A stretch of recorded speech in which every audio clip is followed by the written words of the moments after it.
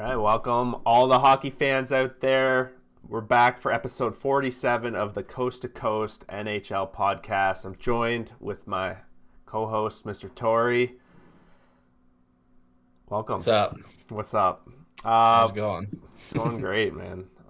Excited that the season's finally over, to be honest. I know we talk about it a lot. Playoffs are right on the doorstep here. We got 3 of the divisions already set up, figured out what's going on there. We got one other division. Got a couple shout outs to certain players hitting accomplishments this week, as well as other fun stuff that we like to do. No 3 stars though. It's over for the season. It is. Put it on the shelf for the rest of the season of this obviously and for the playoffs, but it'll come off the shelf next year. Yeah, maybe we could do it for the playoffs. Maybe 3 stars of the round we'll have to do. Of the round is yeah, or maybe of each series perhaps or something. But yeah, not weekly. Yeah, and finally, it happened. Tortorella is no more. Right. Yeah. So. He's they decided to part ways, but I guess before we get to the coaches, the couple things we have here is one thing you had is Phil Kessel, 900 straight games. Do you happen to know where that is for the active streak to see where he is on the list? I thought it was the most, but it's the most of all current players, at least playing right now. Oh, okay. So, no, I didn't check the overall career list. That's what you mean, right? Like in the history? No, sure. I didn't see what that was. But to be honest, you don't hear Iron Man kind of records anymore that much. And I know it's part of the debate we have sometimes about whether certain records can be beaten because of the amount of games in sports science and all the stuff that's going into that coming up. But I don't know, hot dog eating Phil, I thought it was pretty interesting to hit 900 straight games. Yeah, and the 2 injuries he had that I can remember in Toronto, one was the cancer scare, whatever, with his testicular cancer, and the other one was a major shoulder surgery that he needed to have done. So like 2 things that were, not out of his hands, but kind of, not really controllable. They had to be done when they were done. And there was no really avoiding it. So, you take those out of the equation, that list could theoretically be much longer than that. I know that's not really how it works, but he's one of those guys that, he's always playing. Always playing. Might not have the best games sometimes, but you can count on him for being in the lineup. And a team like Arizona, that's a plus. Yep, for sure. We wanted to go over some of the trophies later in this episode as well. Some other shout-outs and other drama around the league. So while we're in the segment of shouting people out, I guess you brought this up, Marco Rossi. Okay, he's coming back from COVID, it seems like. We talked about this when he was kind of dealing with it. He was one of those long-term people, so it's good to see progress being made on that front. Mm-hmm. I think he's probably the what do you call it, the prime example. There's a bigger word you could use. I can't remember it off the top of my head, but really, but the main problem of what could happen and how much of an impact it had on this guy. And this guy is a professional athlete at a young age, who basically was dragged through the mud of COVID. And it will be interesting once he gets through and his experience comes out and whatnot, a couple years down the road and whatnot. I'm sure there's probably going to be some sort of, book or movie or something about it. Probably a book or something, but miniseries, whatever. But yeah, so it's good to see. I don't know how much of an impact he's going to make. I don't know how long Minnesota is going to be in the playoffs. We'll obviously get to that chat a little bit later, but it's just good to see him back. It's one of their top prospects. They kind of expected him and Kaprizov to come in, and before the season, they were probably more hopeful on Kaprizov, but they had more expectation on Rossi. So the fact that Kaprizov has done what he's done shows kind of their expectation level. Signs of good things to come for the Wild once they get up and going. For sure, yeah. This one was, I didn't know this happened, the Blackhawks thing that you have there. Yeah, so this just kind of came out in the last little bit, last week or so, I think it was. I was actually trying to get the date, but I forgot to write it down. But it was recently. It came out the NHL is being, or apparently, according to a news report, the NHL is being sued by a former member of the Blackhawks 2010 team team that was a championship team. Apparently they made a complaint to the team, and the team basically just told them to shh. Yeah. And then what happened is apparently they have like text messages. Apparently there's like multiple levels of validation of this claim. Damn. And they brought this forward to the NHL, and apparently the NHL did nothing about it. It's also very NHL that it's coming out now, Yeah, 10 years seriously. after the fact, and the fact that they're getting sued, so it's not even really their choice to be talked about just after they got out of a lawsuit about all these injuries and stuff, the settlement. So, like, it doesn't look good, but the sad thing about it is, like, you could probably figure out who it is. Apparently, it was one of the coaching staff who did it to one of the players. Oh, yeah. But apparently, the player was quoted, or the lawyer for the player was quoted saying something basically like his life's been destroyed, like he's got no confidence, like this has ruined him. So you could look at the roster and be like, who continued playing, who disappeared, Yep. who was a young guy that had high potential that just disappeared. And there's a couple names I'm not going to throw out there because that's not the point of this. But like, if you look at it, you could probably narrow it down to a couple different names, which isn't a good thing. No. But none of this is a good thing. Damn. Just getting all intertwined Yeah. in the social aspect of it. The NHL can't seem to just fly under the radar for a little while, huh? But we talk about this a few times, and I've said this. They have this idea that kind of once you're in, you're in. And like, unless you do something really bad, like you're kind of in for life. It's a fraternity almost, right? Yeah. So like, it's kind of bad that it shows that at least multiple people in positions of power didn't offer help to the player. The PA didn't offer help to the player, which what does the Players Association stand for? Yeah. No. If Yeah. you're not going to protect your players, right? So it's just kind of it's a bit disconcerting to me from the outside to hear stuff like this. Yeah, and that's funny because that kind of transitions into our next topic with the coaching, all the coaching aspect. This is with all these vacancies and all these guys that, like you said, have been in the fraternity for decades. They're all kind of without a job right now. Some of them, not all of them, obviously, but some of them. This is potential a chance to get the ball rolling on bringing in some new faces and changing what this league possibly can stand for. Yeah, this is gonna be a very ignorant comment, but it's probably even more ignorant that I don't know the answer to this question. But now would be a perfect time to explore the opportunity to get fresh blood, so to speak. And the ignorant part is maybe there's somebody who is not your traditional NHL employee that would be a good hire. That's the ignorant part. I don't know who even is potentially a good hire for coaches, so I couldn't even speak. But if there is potentially some new bodies, potentially maybe females, or that of not the typical variety of NHL who are qualified. Overall, changing maybe it's your time for hiring process, not necessarily about their resume as a hockey coach, but their resume as a human being, leader, those kind of things, leadership. Look at Buffalo. They brought in Kruger, who was coaching soccer. I think that was weird myself. I don't really get it, but hey, maybe that was his passion, and maybe he gets both sports. And I don't watch soccer, so I can't really speak on that. But like, it's kind of weird. But hey, different philosophy, different ideas. Everybody talks about how they love a guy like that, but are the results there right now? It's a different story. I still think it's unfair for him.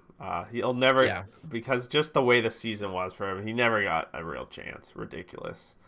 Yeah, and we'll get into Buffalo a little bit more in a sec because I want to stick on the coaches a little bit longer. But they're saying today that there could be up to 10, maybe 12 potential vacancies or at least swaps of coaches, room for potential moves or whatever. So it's kind of like some of these teams who are having these openings. It'll be interesting to see which bodies land where. And I hate to say it, but I do feel like out of those, let's call it 10 spots, I feel like 8 or 9 of them will be names that were former coaches. Yeah, it seems like that, but maybe enough of these coaches have had enough leash. Like, I don't know anything if he's been let go or anything, but like, and Lane Vignon in Philly, Like, Yeah. does he really, after this Philly, if they let him go this season, does he really deserve another? He's like had 6 teams now, and like, But uh, he has that proof that he can take that team one time far. So maybe as a team who fires a coach mid-season, if he's lurking in the ocean, let's call it, just as free fish, and all of a sudden somebody comes knocking and wants him for the last 20 games of the season into the playoffs, he's probably a good option for that. But is he a good option for the next 3 seasons? For anybody, probably not. yeah, And that's a good example for that would be the Rangers. The Rangers had Tortorella before Quinn, was it?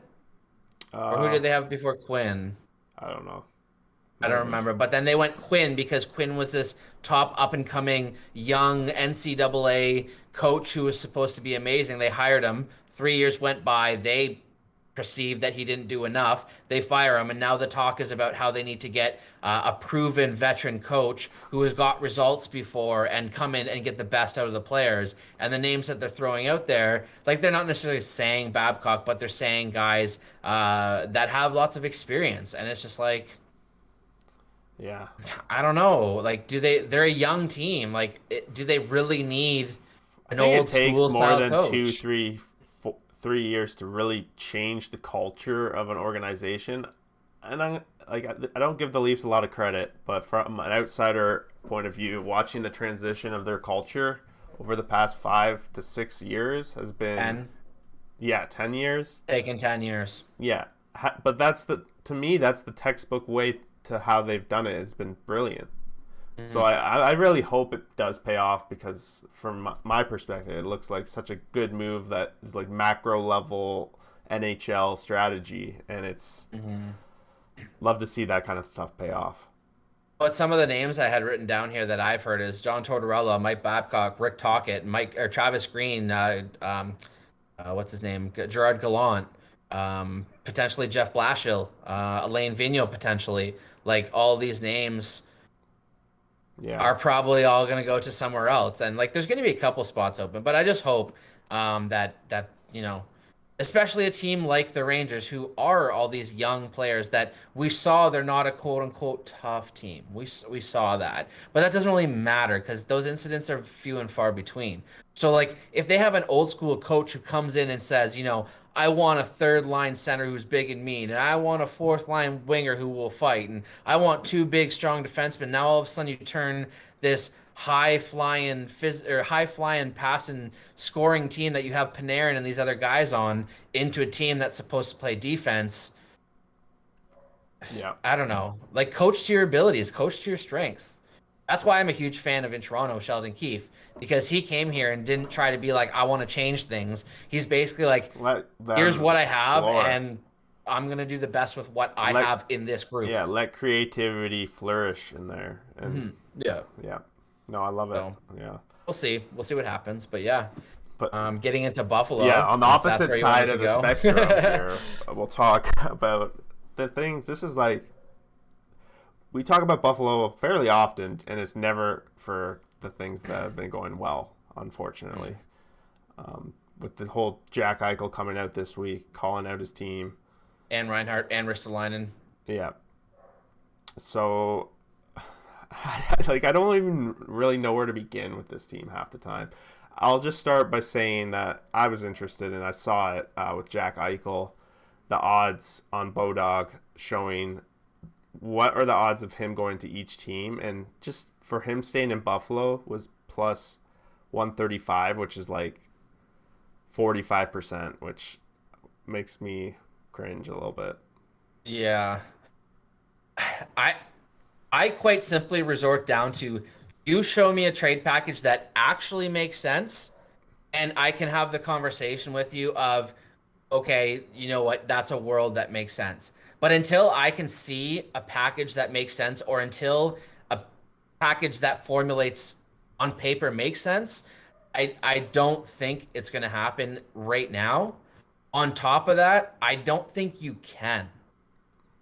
Like, right now, I would probably equate this to being in a poker match. Like, I don't play a lot of poker, but so this might be a terrible reference. But basically, in a poker match, you're bluffing your way to the final, and you got nothing, and you got all this money on the table, And at some point, you just got to go all in, right? And go with your bluff, right? Like sometimes you got to Yeah, you're bluff your way committed. through it, right? So I think if the Sabres, they traded O'Reilly, he boomed. They traded these other guys, they were fine. Now they have these guys asking out. They traded Taylor Hall, and he'll probably go on a good run with Boston, which we'll get to. If they keep just giving these guys away, people, I want out, I want out, oh, I want out too, and they just keep throwing them out. That's fine if you get picks and prospects. Sure, you tell me you're going to give me 4 first-round picks. That's fantastic. I have 13 scouts. What am I going to do with those picks? Yeah. If you give me 5 first rounders and I hit on 1 or 2, and in 3 years from now we're talking about what you got for Eichel, and you have one guy that's maybe lighting up the queue that's like, oh, he's pretty good. Then where are you? Like you got nowhere to go from there. And like if you just kind of let the door open and people start leaving like this, then you just leave the door. Like you're gonna draft someone number 1 Just overall, open. and then that person's like, you know what? I don't want to go there. I heard it's terrible to play for. I don't want Well, to have. that's the thing, right? Yeah. What's his name? Connor Bedard or Shane Wright, one of the top upcoming picks. What if come draft night they say that's great, Buffalo won. My agent posts on Twitter saying, no, he's not signing in Buffalo, so line up for your trade proposals. Everyone knows, oh, Buffalo's going to give in. They gave in with this guy. They gave in with the next guy. They gave in with the guy after that. Oh, well, okay, instead of an offer sheet where you get some picks, we'll give you a lesser offer. And the guy doesn't want to play for you, so what are you going to do? Call your bluff then and start chasing your own tail? Like, I just don't think they can. So when it comes, circling back to Eichel, and it comes down to there seems to be some sort of disagreement between what he wanted to do and what the team doctors were recommending. Mm-hmm. So how much of it is actually this exact situation, and then how much of it is, all right, this is just like what he's using as the fuel, but like he's just been fed up for like the losing. Yeah, and some of this information will never be privy of course, to, so it's hard to really. It's my turn to theory craft on the podcast, right? You get to do it all the other times. So. Exactly. I'm just saying that, like, obviously, if we knew that information, we could make a much better informed decision or informed opinion. But since we don't, we have to go off, speculation and stuff like that. I don't know. I wonder if they're gonna just even address this. Like, this is kind of like a bigger issue than just Buffalo. It comes down to more like how much power do the owners have over these players? How much power do these medical professionals have? Like it's kind of seems like the owners are in the medical appointment with the player, and it's like your mom. You can't get anything done without your mom saying, okay, sign off. Yeah, it's like their legal guardian. Yeah. But at the same time, this surgery has never been performed on a hockey player before. The one that Eichel would have wanted. That they're looking to do. So, like, as Buffalo, as we just talked about, you can't trade him. You can't afford to give away this asset. What if in this time you say, you know what, sure, pick your own whatever, like decide what you want to do. It's your body, whatever. He goes through this decision. Something happens and something goes wrong. And now he can never play again. Well, on a surgery you didn't want to happen. But but do you? It's life. See, again, full disclosure, if I was in control of this moment, I would want like 900 opinions. I would have like 4 separate third-party opinions. Costly. I'd have 15,000 an opinion. Bro, it's Jack Eichel. It's your number one guy. If you're not going to do that for your number one guy, are you going to do it for your Joe Blows? Which comes back around to the same thing. If you're a Joe Blow and you're going to Buffalo and they know they don't take care of Eichel, I'm not going there. They're not going to take care of me. That's a good point. So there's a lot of aspects, right? Yeah. So like if it's a decision like that, I'd spend millions to make sure I knew. And if I had several doctors saying, you know what, I'd let him choose what he wants. Yes, no hockey player's done it before. But we could also say nobody had Tommy John before Tommy John is now something that's somewhat frequent. It's a buff. Buffs your players. It delays their seasons a year and a half. But like back in the day, like they were saying, pretty much everybody who needed that kind of surgery, you blew that ligament, you're done. You'll never pitch again. And you'll probably have like a crappy arm for the rest of your life. Where now prospects can have it once maybe twice, and then still have a 5-year career after that. So like the way things change for that, right? So like I maybe it sets the precedent, and Yeah. now you become, hey, you're the Sabres. You're the first team to have an athlete that went through this surgery and come back and lead your team to a playoff. Like now, see how you can turn that into a positive?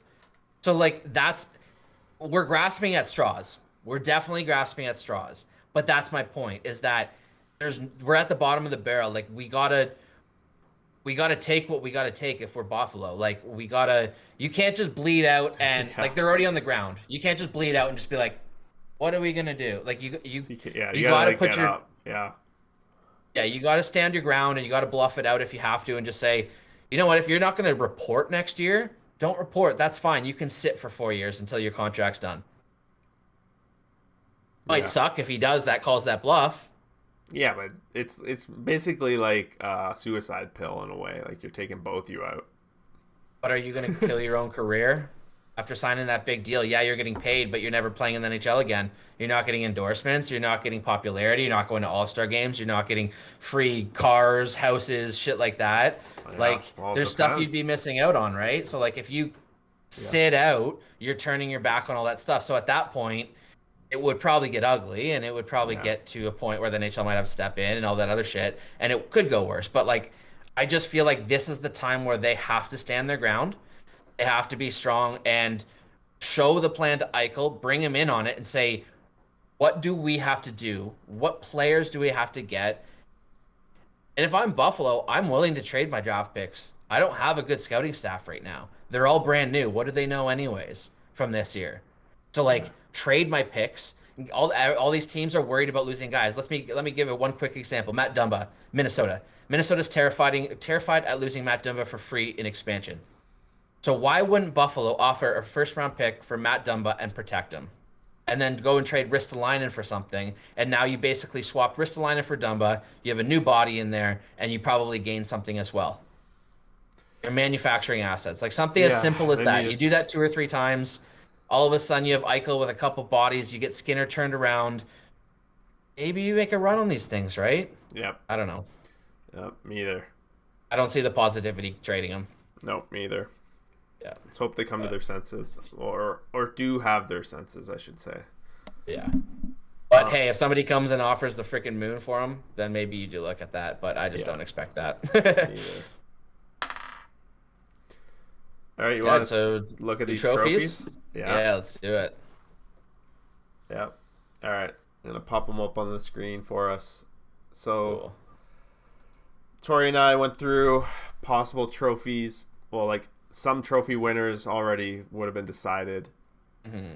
very much, and then also like the candidates based on division of like Hart, Norris, Vesna, Calder, etc., etc. So I don't know how you want to go through this, but this is what we I got. mean, in fairness, we've kind of been filling this out over the last 5 days or so. Yeah. So some of it is a little dated, and we didn't want to just like change our answers. So it's a kind of bit of a hybrid between what we thought down the stretch slash what we're looking at now.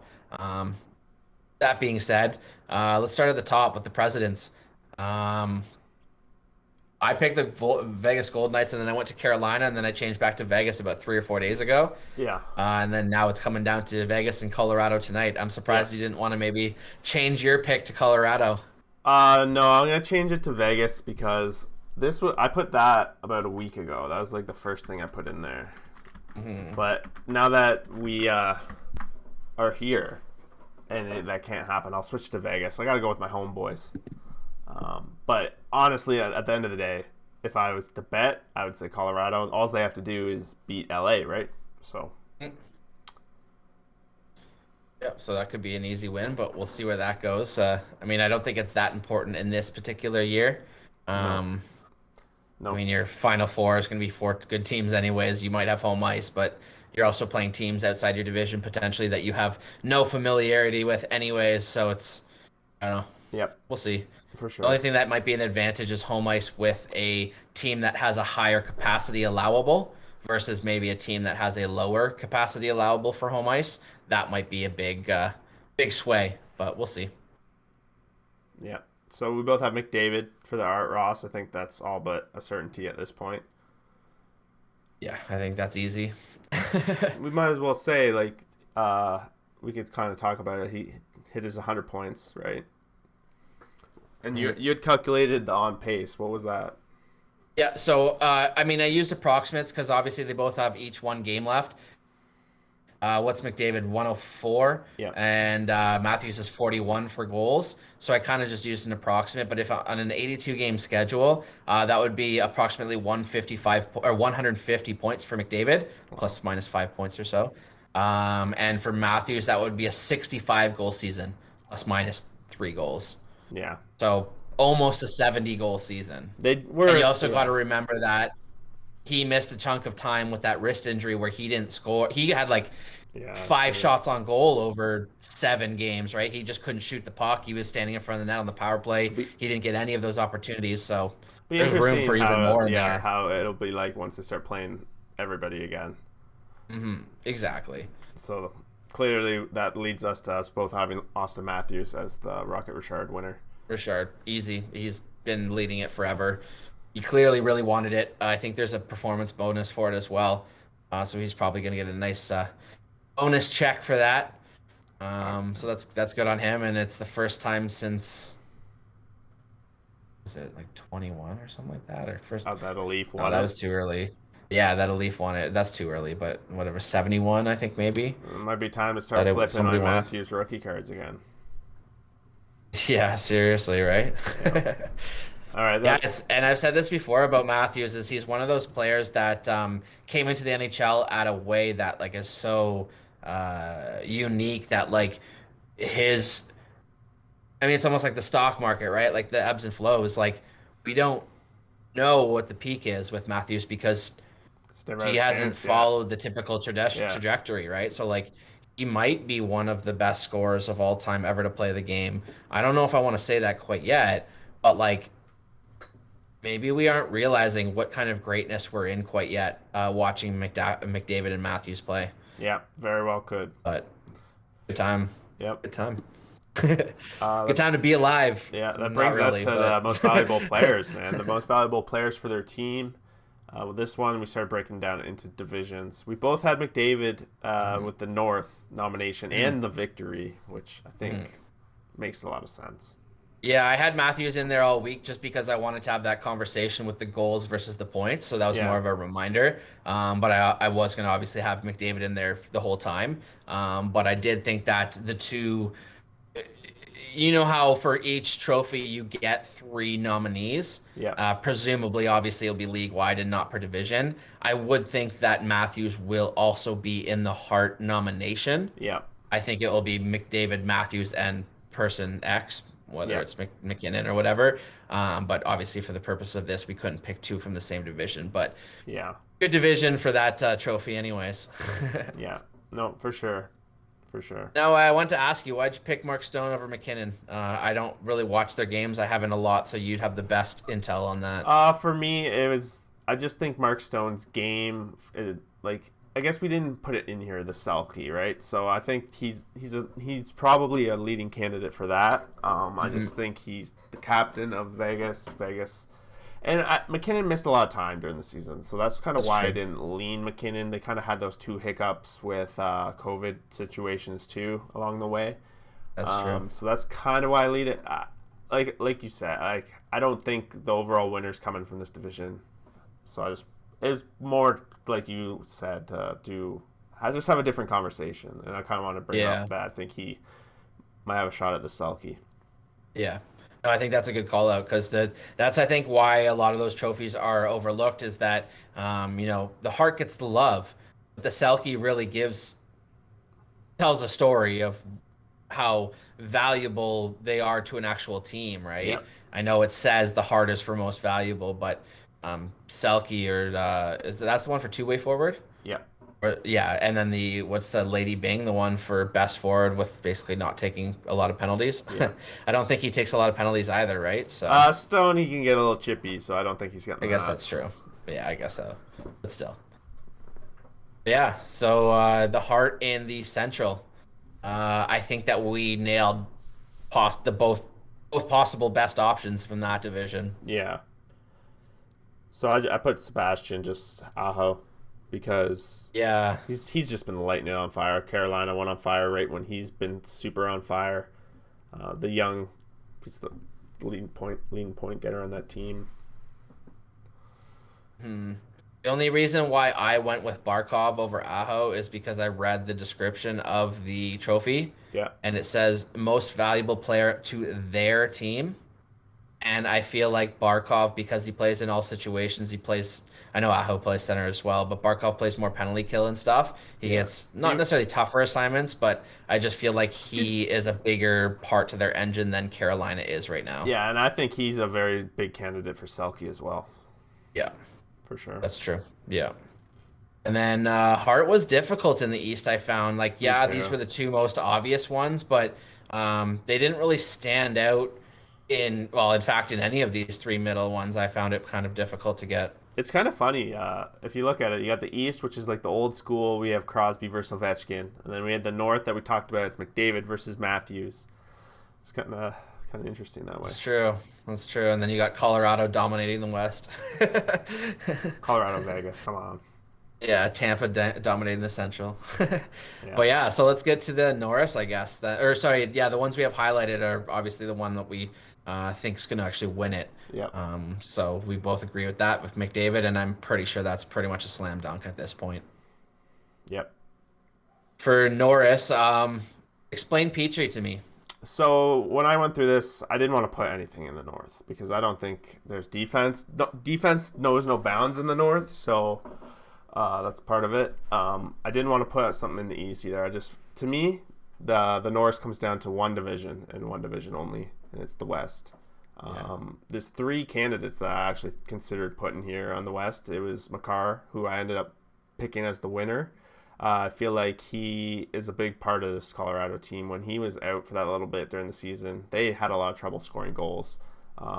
Their defense as a whole is great across the board, but just with Makar in the lineup, they just are so much style and stuff. He's great. My other guy that I thought about was Shea Theodore. My love for him. He's had a great season and on a great team and all that. Number one defenseman on that team. So I think he deserves a look. He definitely leads a lot of categories with shots on goal and such. And then the other one that I just want to give a shout out to is Jacob Chikrin.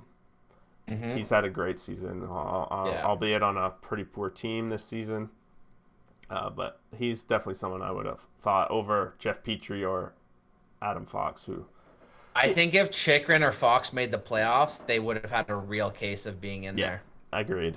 Totally agreed. Yeah. So that's my story with the Norris. With the Norris, I disagree that there's no real good candidates in the North. I actually thought that my candidate's the most obvious one.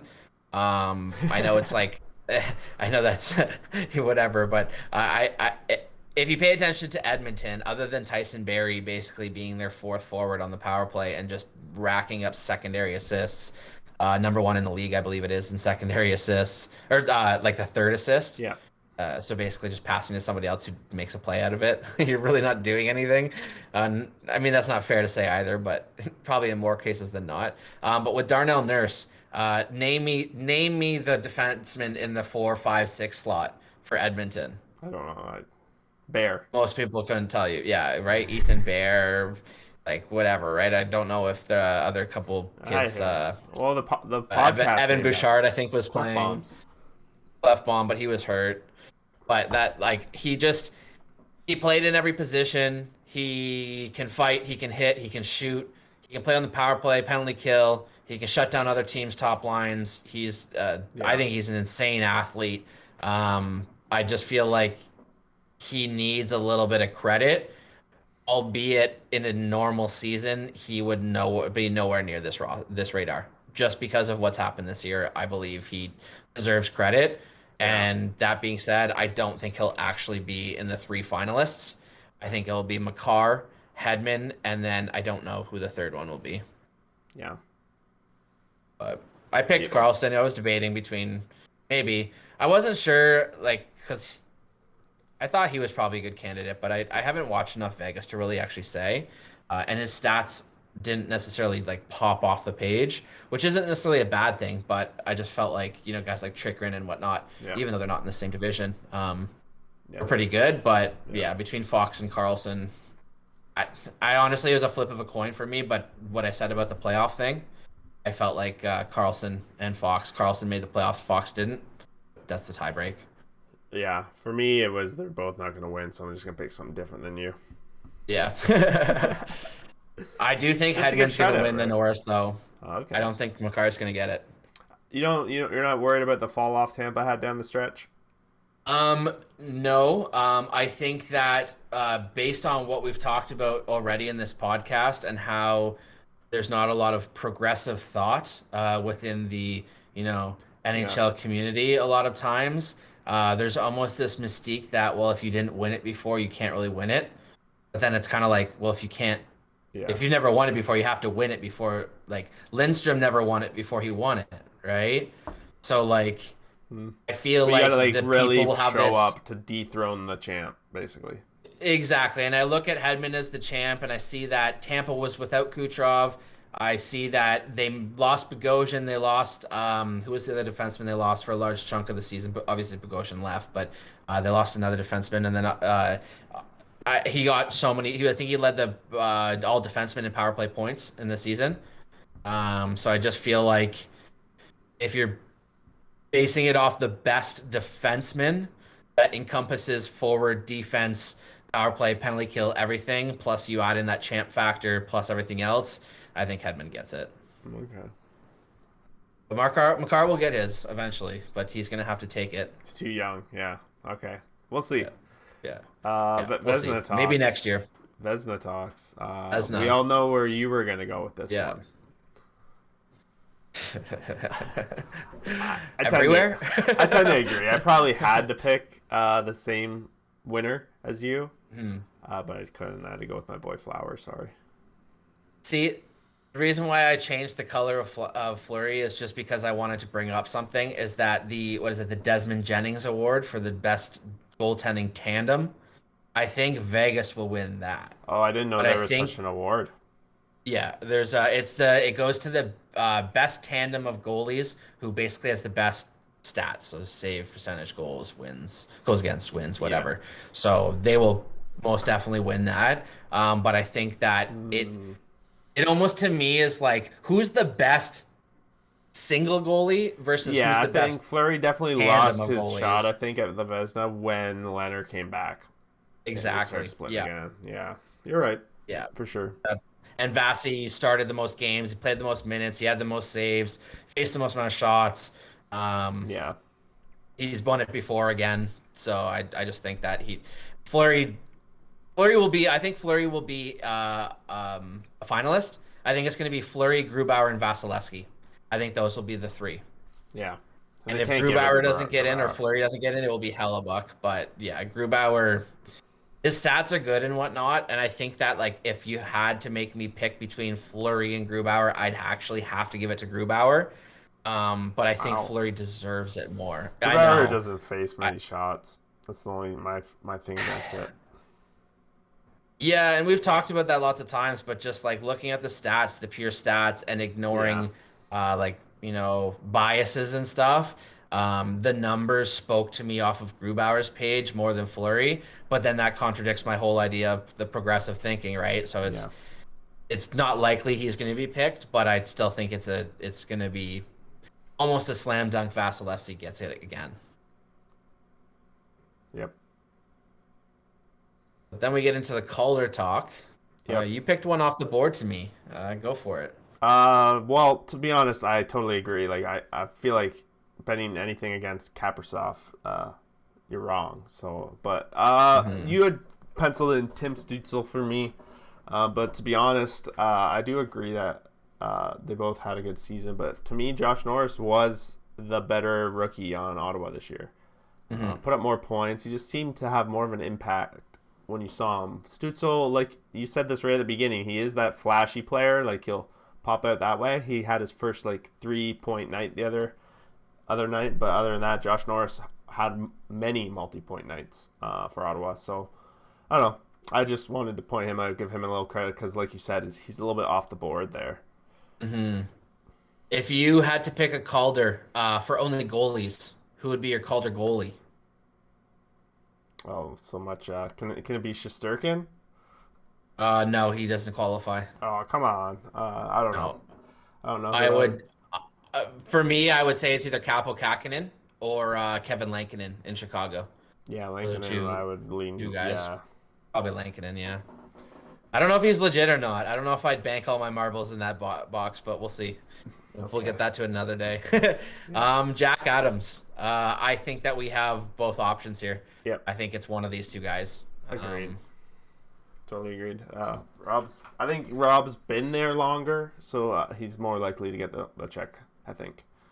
Plus, He made an impact last year, a little more, Yeah. a little more pull in the league itself. No, Yeah, I was gonna say I think he brings a bit a little more bit pretty boyness, not cred, but like he brings a little bit more, respect, love. Yeah, like a lot of more guys. If it's like between one or A or B, I'd rather lean that way just because it's him, right? Yeah, the relationships and whatnot. But that being said, with Florida doing as amazing as they have been, with Bobrovsky being okay, and them coming up with Dredger, which wasn't really on the coach's behalf, but them losing Ekblad was a big thing for me because we talked about it, how they were gonna take a plummet and like how they couldn't be legit. And not only were we wrong, but they went on to finish higher than most other teams in the league without their number one defenseman, who was having his best season yet. So for me, that kind of pushed me over the edge. Just that, like he kept them chugging, and not that Brendan Moore didn't. He faced his own adversities. But between the two, I was back and forth. But I just had to lean Quenneville just because it's the Panthers situation. Yeah, right if you look at it like the past 3-year trend, Carolina's kind of like they're kind of where they're expected to be because they were trending that way. Florida was kind of like this, and Quenneville gave them that, so I could very well see it. But I think they'll be finalists nonetheless. Yeah. All right. Do you want to talk more on the Matthews McDavid comparison?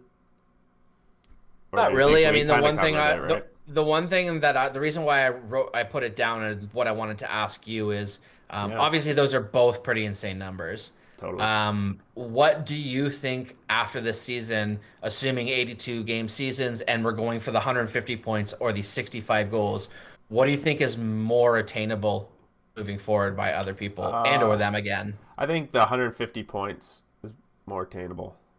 I agree. Yeah, just the way the offense is kind of just getting assists is a big part of getting that 150 points, right? Like McDavid had insane amount of assists. Like, so yeah. Theoretically, the way I look at it is there's 2 assists on every goal. Yeah. It's almost a 2-to-1 point ratio. Plus, you also got to kind of take into the equation that how many times were you actually just dumping the puck down and it took a lucky bounce and you got an assist, or how many times did you block the shot that led to a breakaway and you got an assist, or something like that. So there's an inflation amount from that. So if you look at 65 plus 65, that's 130. You only need an inflation of 20, random assists to hit that 150 mark. Where to get those 65 goals, how many times can somebody deflect your shot that's going into the wide open net that they steal the goal, or it hits the post, drops down, they bank it in, or gets called back or gets given to somebody else or whatever, right? Yep. I definitely agree. I think that's the harder one, and that's really all I wanted to bring up just to see where you're at with it. Want to head to the power rankings now? Yeah, Tori has updated our power rankings. Kicked off all the loser teams. I mean, all the teams that aren't in the playoffs. Yeah, so you kicked them all off, and then so we got it down to 3 different categories looking at across the league of the teams in the playoffs. So we have the Stanley Cup favorites, possible contenders, and then the pretenders. Yeah, so I mean, I don't think we really have to go over it a whole ton, but we kind of talked a little offline, but I put them in kind of my thought of order going through the normal kind of thing. Is there anything that stands out to you? Anything you disagree with? Anything you want to comment on? There's basically 2 that I somewhat disagreed with. One being Pittsburgh. I really think Pittsburgh is a Stanley Cup favorite at this point.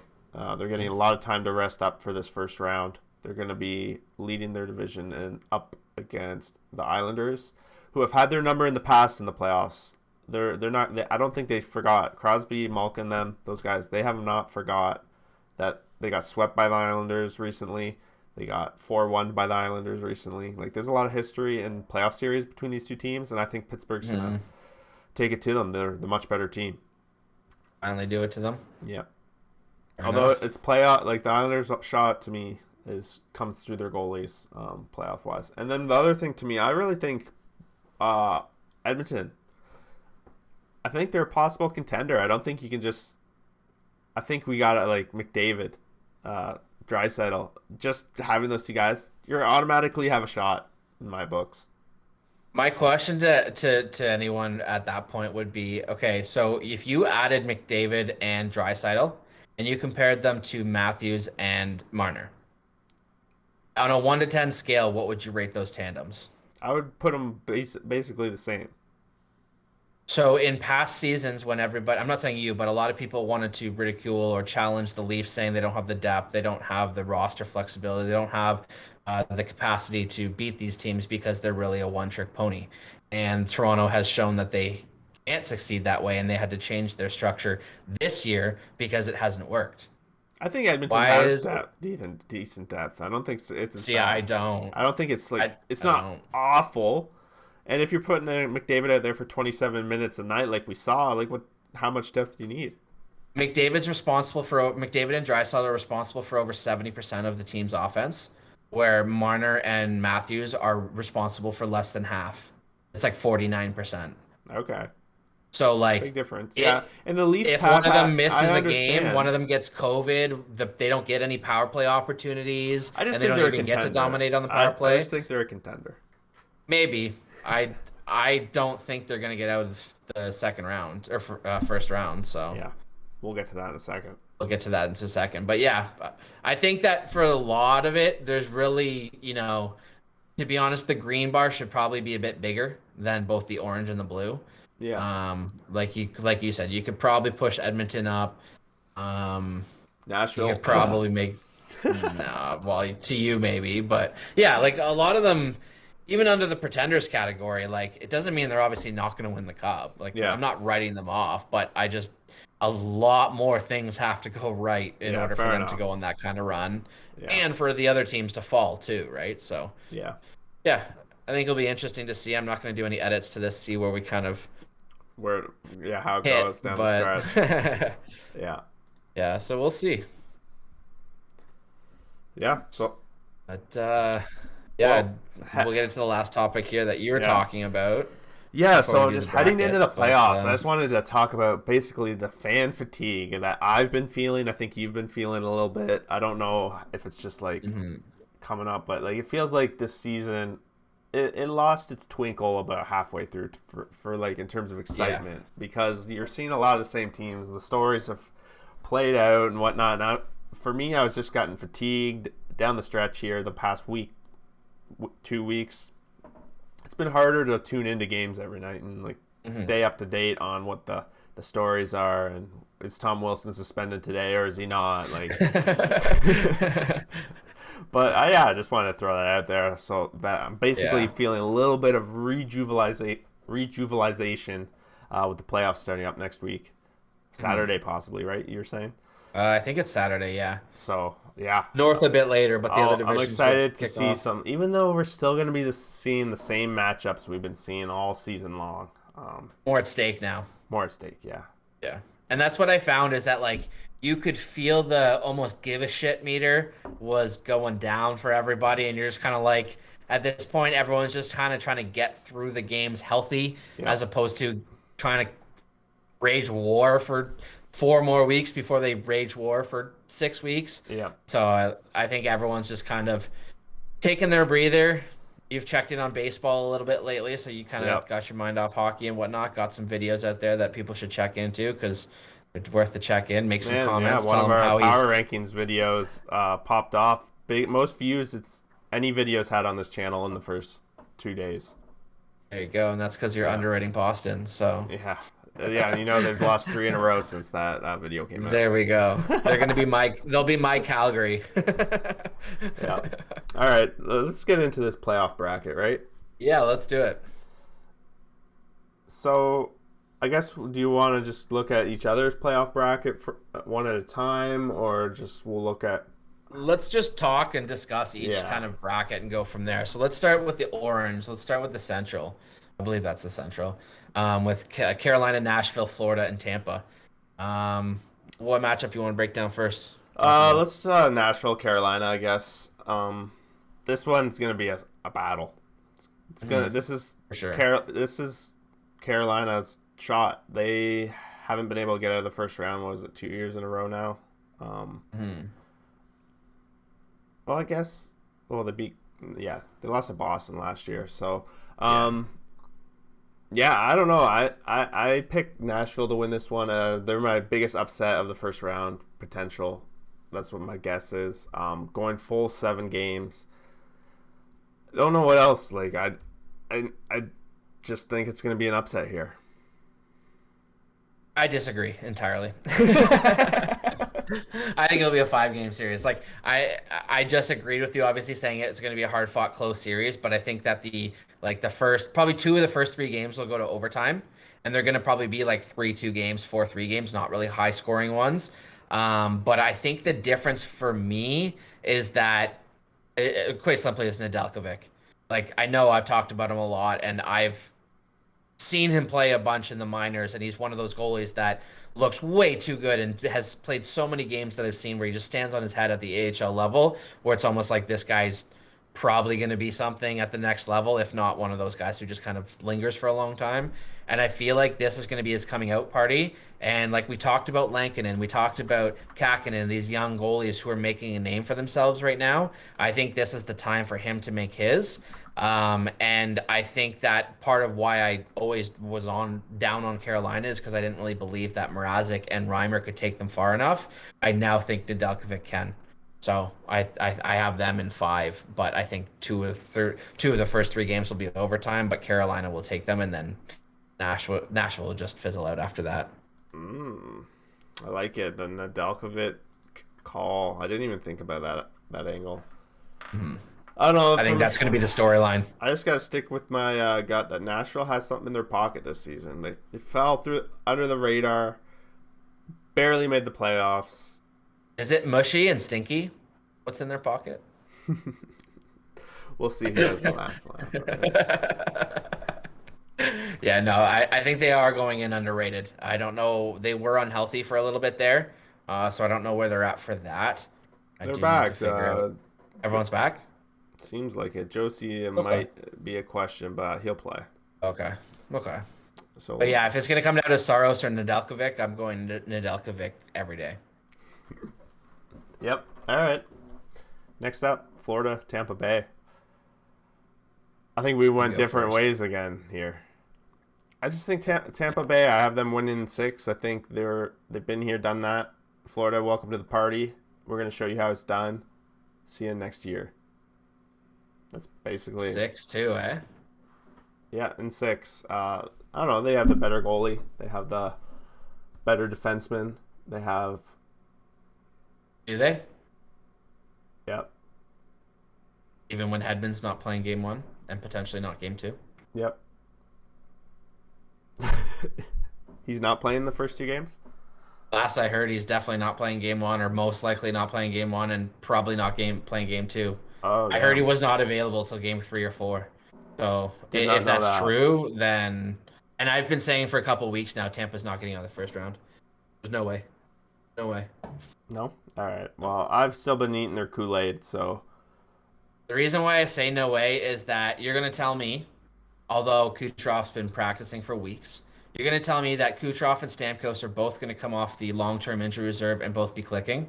And you're going to tell me that a now battered and bruised Hedman is going to help that whole team beat Florida, who finished higher in the standings than they did without their top number 1 defenseman, when they have 2 top goalies that they can turn to, and hopefully one has it.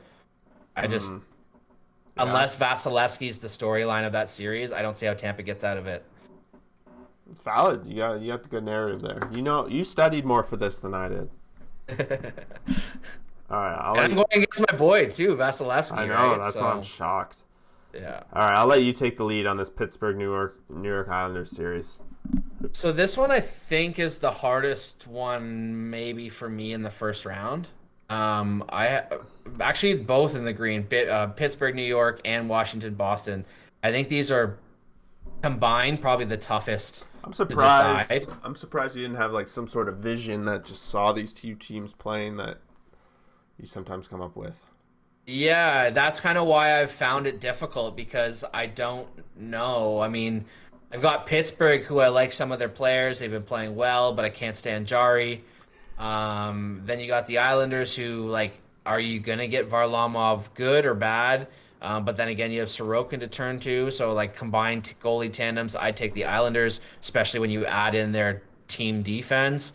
But then you add in the scoring and the special teams because I do foresee a lot of power plays in that series. I think it's going to get quite nasty. Yep, Pittsburgh looking for that So revenge. I think that it's going to be Pittsburgh's power play or Islanders penalty kill / their power play. That's going to be the storyline in that series. I think there's going to be 2 or 3 games that go to overtime, and I think it's going 7. So like I think that this is going to be a battle. Yeah, these two series are going to be wars. See, I think Pittsburgh's going to get out to a 2-0 lead right out of the gate, and then be able to kind of have their foot on their throat and end it in 6. That's my read on the situation. I think they'll definitely take game 1. I would bet my dog on it. I'll say that. I don't want your dog. Well, okay. But yeah. I want to take your dog. It's not that I don't want your dog. I don't want you to lose your dog. Okay, I won't bet him. Dog means something to you. A little bit fanboy in there. Mix it all into a nice cocktail, and you got Pittsburgh in 6. Yeah. Gonna be close. It's gonna be a good series. The next one up for us is Washington, Boston. I got Washington in 5. I don't like Boston as I don't like them to advance in this series at all. Washington's. I liked Washington since the beginning of the year, and they've shown nothing for me to think otherwise. Plus, I would love nothing more than to see a Pittsburgh-Washington rematch in round 2. So I'm just gonna. Didn't I talk you into liking Washington at the very beginning of the season? Yeah, I had them lower. I had them missing the playoffs, and then just listening to you talk, I was like, oh yeah, you're right. Yeah. I'm not afraid to change my opinion with new facts. All right. See, that's why I struggled in this series because like I've been hot on Washington all year. I felt like they were going to be in the Final Four all year. I'm torn. I really am. I think this is also going to be a long series, but you talk about my visions or my feelings or whatever. I have one in this series, and I have one for Boston. And that vision is that Conn Smythe for best playoff performer? Is that the one? Maybe. I think the Conn Smythe Award potential winner this year is going to be Taylor Hall. And that obviously means Boston's going to go far, potentially win the cup. And I'm going to love hearing about how the Leafs should have traded for Hall and all this other shit for years to follow because that's a perfect storyline. Because Boston always gets the leg up on Toronto every time. So I don't know. Part of me says Washington goalies can let you down, like what you've said multiple times. Yep. And if it's going to be a goaltending series, I'm taking Boston's goalies like without even a half second of a thought, right? Valid. It's valid. Damn, Tori, why do you got to keep coming in here and throwing facts around and making my picks look terrible? But here's the storyline to watch of this that no one's talking about that. Guess who's playing Boston? Guess who's playing? Wilson Marchand? Zdeno Chara. Oh, yeah. Zdeno Chara will be playing for the Capitals against the Bruins. Didn't even think so of that will be right? No one's talking about it. So that's going to be a fun storyline to follow as well. And you know what? If any team is going to be able to say, like, quiet down, sit down, probably Washington that could do that to Boston, right? So I like it. If it gets into that kind of series, then maybe Washington takes it. So yeah. Over under. So Tom Wilson gets suspended during the series. No. Okay. No. Because it's different hockey. It's playoff time, and in the playoffs, every 4 punches you throw to someone's face, you might get 1 penalty. Where in the regular season, for every 4 punches you throw, you get 4 penalties. Oh, absolutely. Every year. Every year. Somebody went back and they counted how many times Zdeno Chara punched a Maple Leafs player in the head after the whistle with no penalties the last time they played Boston. And I don't remember the exact number off the top of my head, but it was in the 20s somewhere. So during a 7-6-7, whatever it was, 7-game series, Zdeno Chara punched a Leaf player after the whistle with no penalty. Say what you will, whatever, but like, why is somebody punching somebody in the face after a whistle with no penalty? Yeah. Coincidental, sure, but like, yeah. I mean, I don't see anyone on the Leafs that would be punching back. So you got to assume if Chara's punching you in the face, no one's punching Chara back, right? So Chara's probably getting a free punch. How is that fair? But we'll see. We'll see how that goes. All right, let's jump over that to the North and the Leafs then. Let's do it. Okay. Leafs are actually no. Let's do the other one because I think the North could get interesting. Well, I was gonna say that one to the end because we don't actually know who's playing who. Yeah, but I think it's also the most boring because we both agree it's going to be Colorado Vegas. Okay. We don't believe in Minnesota or St. Louis. Yeah, I do think St. Louis will give a better run than people are giving credit for, but I don't think either series that's will why be that good. It didn't matter who was playing who when I was making my predictions. Mm-hmm. It mattered who they were playing, how many games it would be. So whoever St. Louis plays, I think they're going to take at least 2. Whereas whoever Minnesota plays, I think they're going to not do so well and only get 1. Maybe get 1, yeah. Yeah, so I basically agree. And then basically gets us, Vegas, and Colorado to be in the semi, in the finals of this division. Which I think is probably, we shouldn't say this because nothing's concrete, but out of all the divisions, I would say this is probably the closest thing to concrete. Yeah. Yeah. So that being said, okay, I'm glad we got that out of the way so quick. So North, let's start with the Toronto Montreal. I think did you have a sweep? I had a sweep. A sweep. It's my only sweep of the first round, and it's the Leafs. Give it to me. I want to hear it. Leafs are great. I'm a big fan of the Leafs. I think they have a shot to go deep. Starts with Montreal, and they're gonna come out with a statement. They're gonna 4-0. Plus, I want Montreal to be put back a little bit for beating Pittsburgh last season. It was ugly to watch. The Leafs are just way, way, way better. They are. They shouldn't. They shouldn't lose. They shouldn't fuck this up. Like, so just formally, this is the way that I'm going about it. I fully believe they're going to the Final Four. They're going to the Final Four, potentially further. If they don't, they never will. That's where I'm at. So I'm believing, and it's going to happen. And if it doesn't, it just never will. So, like, there's no point believing it will. So at that point, it is what it is. So I believe that they will get to the Final Four. All right. I know I've said that a bunch, but yes, I don't know if they can get the sweep, but I would love that as a storyline to just talk about, like, basically like sit down, shut up. But I've been bullish on Montreal all year. Leafs are gonna go 8-1 in the first 2 rounds. Wow. No, I'm not gonna get ahead of myself on that. I thought that they'd only lose 3 on the way. Like, they'd win the first 4, 4-1, and then 4-2 is how I see it. We'll see. But yeah, I think Montreal is, again, another team like St. Louis where people are just like writing them off. But like, Montreal's getting all their injured players back. They've had a terrible conclusion to their season. I think I don't remember if it was 7 weeks or 9 weeks. I can't remember the number, but even if it's 7 weeks, they went 7 weeks in a row playing 4 games a week. No other team did that. There's something to be said about just the fact that it's the Leaf-Habs rivalry. Players step up for that kind of stuff. Definitely. Everyone's gonna be like jazzed, right? Like, everyone's gonna be on every electron or electrode will be flying through. Such a shame that there's no fans. Yeah. But it's gonna be a hell of a series, and I mean, Price can steal a game. All it takes is stealing 1 or 2 games, then shut down. The Leafs shot 2% against Columbus. Can that happen again? Fucking yeah, it can. If it does happen again, I don't know what to fucking say. But like they probably won't. And with what Matthews is doing right now, if people want to give me the Edmonton's going to run over Winnipeg because of McDavid, well then Toronto should run over Montreal because of Matthews, just the same. Yep. I don't believe in either, but anyone who wants to preach that should believe in both. That brings us to our last series, Edmonton versus Winnipeg. I think we have different results in this one. So, you want to kick things off? Yeah, so I have Edmonton not having a chance, even though I have them in, what did I have, 6 or 7 games? I had 7-game series. Yep. I think it's going to be a close series, but I think Winnipeg's going to win it.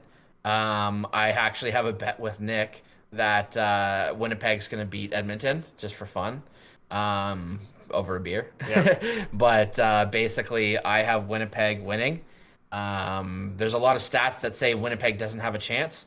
But as a Leaf fan, looking back in history, I know it's history, but the Leafs would always go like lose 5 of 6 or 6 of 6 against the Senators in regular season, and then they'd go and they'd beat them in the playoffs. So I've seen it firsthand where things flip on a dime like that. Yeah. So I don't think anything about the regular season matters. I don't think so. And then once you start looking at comparing the teams and you start, murkying the waters a little bit, I think that you can line up enough players on Winnipeg to try and shut down. They have enough top-end players to shut down, or at least muzzle, probably not shut down, but muzzle Edmonton's guys.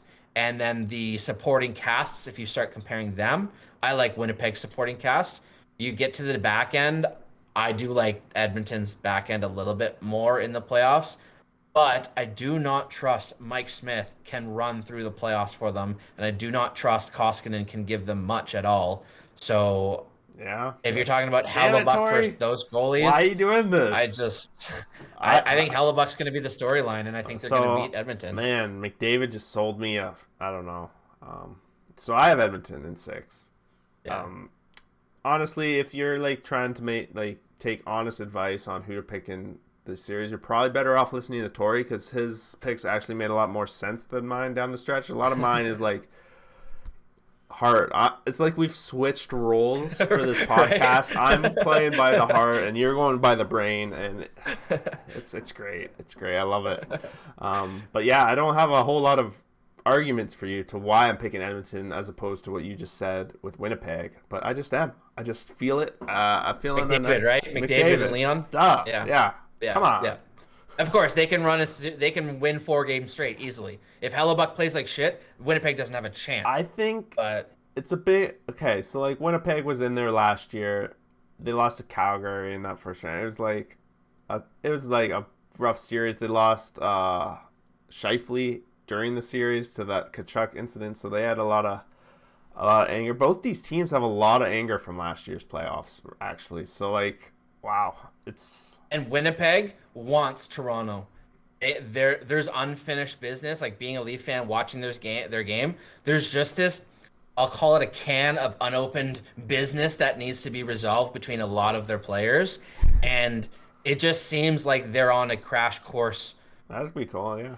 To mess with each other. And I'm going to this is my crazy call for that series.